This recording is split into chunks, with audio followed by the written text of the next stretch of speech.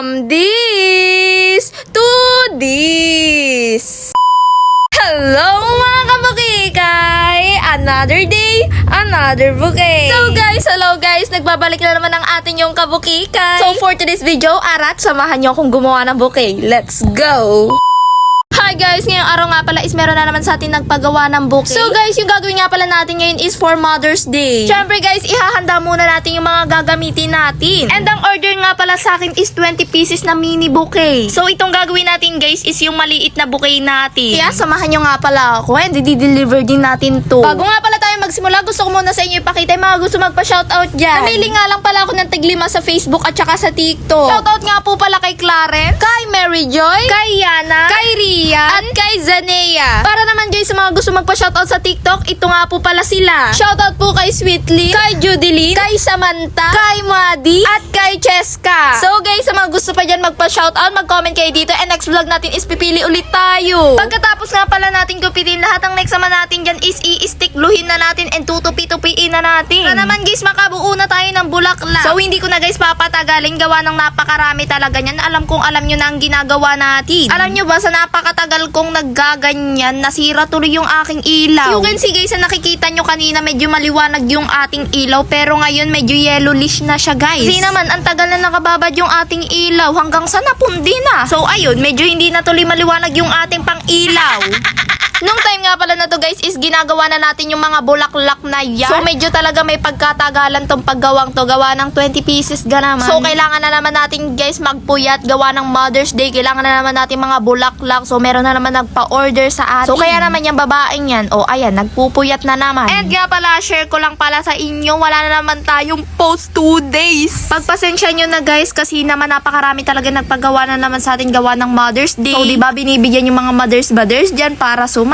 And alam nyo ba, laman ng aking FB, puro mothers nila pagmumukha ng mga mothers nyo. Pala nung Mother's Day, buti na lang talaga meron ako mga stock na mga bula-bulaklak. Kaya naman, yung iba na lang is dito na lang talaga namili. So, update sa ating pagbubulaklak. As you can see, tapos na tayo sa mga bulaklak natin dyan. And nga pala, hinanda ko na rin pala yung mga gagamitin ko dyan, katulad ng mga kahon na pag-aanuhan natin, tutusukan. So, habang nga pala nagagawa yung atin yung kabukikay, so nanunood ako dyan ng C-drama. Para naman guys, pang patanggal talaga ng pagod siya para hindi natin maisip yung ngalay ng kamay natin. As you can see guys, yung cellphone ko nadamay na din sa paggagawa natin kasi naman puro sapot ng stick glue na din. By the way guys, yung umorder nga pala sa akin is advisor namin nung grade 10 ako. And nung graduation nga pala namin is nagpagawa sa akin ng ganto kulay blue. So 39 pieces yon. Then sa akin din nagpagawa si ma'am. And now guys, umorder ulit sa akin, nagpagawa siya ng 20 pieces for Mother's Day naman. So shout out po kay Ma'am Jackie. Thank you po sa tiwala and pagbili sa aming store. Nung time na yun guys, hindi ko na na-vlog gawa ng napaka-busy ko nung time na yun. Halos 50-50 talaga ako kung matatapos ko ba o hindi yung mga ginagawa ko noon. Kasi naman guys, kapag may mga okasyon talaga katulad ng mga graduation, Valentine's, Mother's Day, Father's Day, lahat-lahat, malakas talaga yung mga bulaklak. And ngayon dumating na Mother's Day naman guys, malakas ulit yung pagbubulaklak kaya hindi ko na-vlog yung iba. Kasi naman kapag blinag ko, pahaabutin talaga tayo ng 50-50. Katulad ng Valentine's guys, alam nyo ba, nandyan na yung customer pero yung bulaklak hindi pa gawa. So bilang crafter talaga, so far nakakahiya. So sa nakikita nyo yan, nung time na yan is nagrarap na nga pala tayo. Alam nyo ba guys, kahit maliliit yan, napakahirap gawin yan. Lalo na talaga kapag super dami. Minsan talaga nakaka-stress kapag super dami. Ba't ang sarap sa pakiramdam kapag matatanggap mo na yung money? Joke lang. Uy, hindi. Sobrang sarap kapag natapos mo na yung mga bulaklak. So makakatulog na ng maaga. Ganun. So guys, update nga pala sa followers natin. Dumagdag na naman tayo ng 1K. So 46 followers na naman tayo for the go.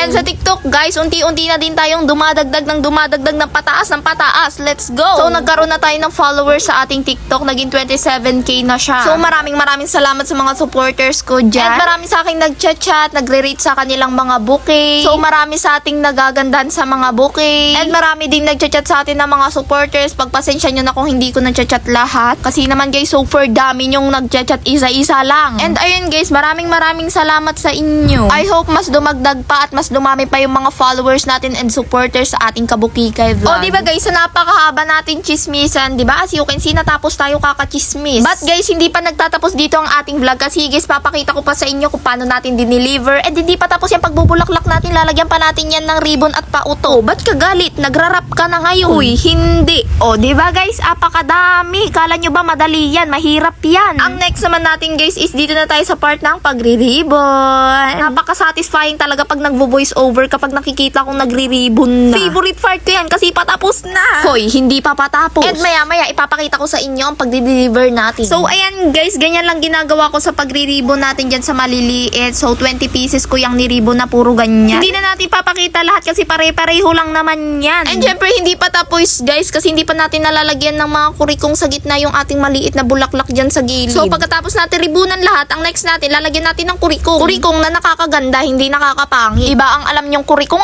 ano?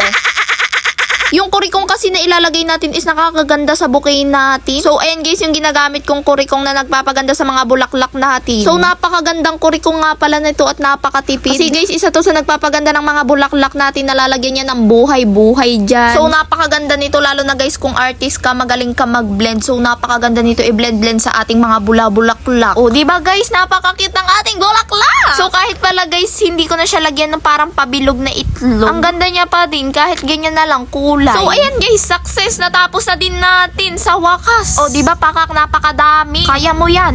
Kaya mo yan. Dahil tapos na tayo, ang next natin is, i-deliver na natin. Diba? Ayan, patawa-tawa yung pangit na yan. Sino naman nahihiya ako nung time na yan, ba't nung nasa labas na ako, walang hiya-hiya dyan. Syempre guys, bago tayo mag-deliver dyan, naligo muna ako. Para naman kapag nag-deliver tayo, fresh yung amoy, hindi amoy to yung mga pawis. So, nilakad na natin gawa ng malapit lang naman. Arat, lakadin na natin. So, maya-maya guys, sa napakahabang biyahe. So, ayun guys, nakarating na pala kami sa bahay nila ma'am. And dini ko na binaba and binayadan na din ako. As you can see, napakaganda talaga ng ngiti palagi ni ma'am. So, ayun lang guys, dito nagtatapos ang ating Kabukikay vlog. And maraming salamat sa inyo. So, don't forget to follow, share, comment, and like to this video. Bye-bye!